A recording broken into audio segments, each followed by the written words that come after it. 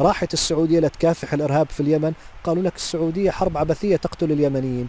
اجت السعودية لتدعم اللبنانيين عبر إسقاط حزب الله، السعودية تتدخل في الشؤون اللبنانية. راحت السعودية لحتى تنهي خطر إيران وإرهابها في المنطقة، السعودية هذا صراع شيعي سني لا دخل لنا به. هذا مو كلامكم، هذا مو منطقكم، هذا مو حديثكم أيها العرب الذين تطلبون من السعودية أن تساعدكم.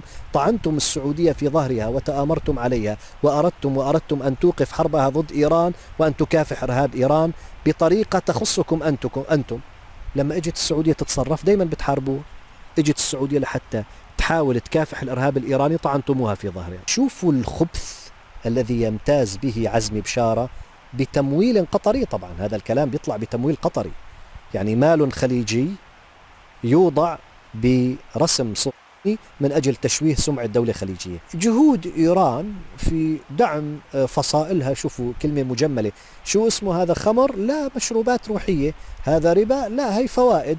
شو اسمها هاي؟ ميليشيات؟ لا، هي فصائل.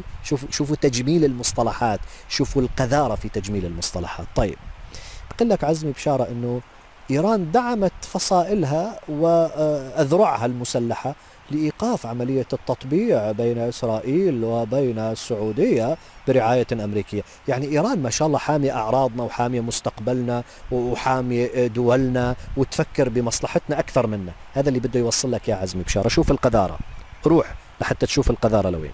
أدت المصالحة إلى خفض التوتر. إيه عزمي؟ شو بعد التوتر؟ لكنها لم تضع حدا للمنافسة الإقليمية بينهما أو تغير تصورهما للتهديد. كأنه السعودية يعني راقدة لحتى تنافس إيران إقليميا. هذا اللي بدهم يصوروا لك إياه، صراع شيعي سني.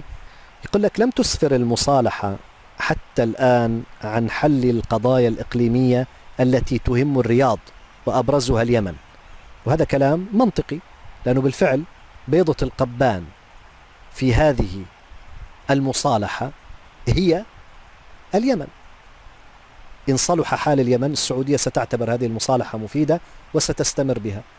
وإن لم يصلح حال اليمن ولم تساعد إيران على إحلال السلام في اليمن، فلا قيمة لكل هذه المصالحة، لأنه هذا اليمن يهدد أمن السعودية القومي عبر ميليشيات حوثية إرهابية انقلابية يدعمها الأيارنة. طيب، بيقول لك آخر شيء، بالإضافة إلى ذلك لا يزال الخلاف قائما بين السعودية والكويت من جهة وإيران من جهة أخرى حول ملكية حقل الدرة في مياه الخليج. شوف الآن في عندك موضة طالعة، القنوات مبعدة عن استخدام مصطلح الخليج العربي. الجزيرة من زمان لا تقول الخليج العربي، إيران لا تستحي من القول الخليج الفارسي، ونحن كعرب قناة سكاي نيوز والعربية والحدث بطلوا أبدا يقولوا الخليج العربي. يابا أنتوا ليش عم بتجيبوا سمعة سيئة لدولكم اللي بتنطلقوا منها؟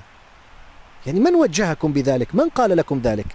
اللبانين اللي بيحكموا هذا الأمر، متأيرنين، وداع جورج قرداحي، جماعة حسن نصر الله اللي موجودين. كل أحوال يا جماعة الخير، الأيارنة لا أمان لهم، السعودية تعي ذلك، والأيارنة مبدأهم الأساسي هو التآمر علينا وضررنا وخرابنا وتدمير دولنا، السعودية تعي ذلك. لكن السعودية في مرحلة تهدئة، تنظيم خلاف، تعرف كل صغيرة وكبيرة بها.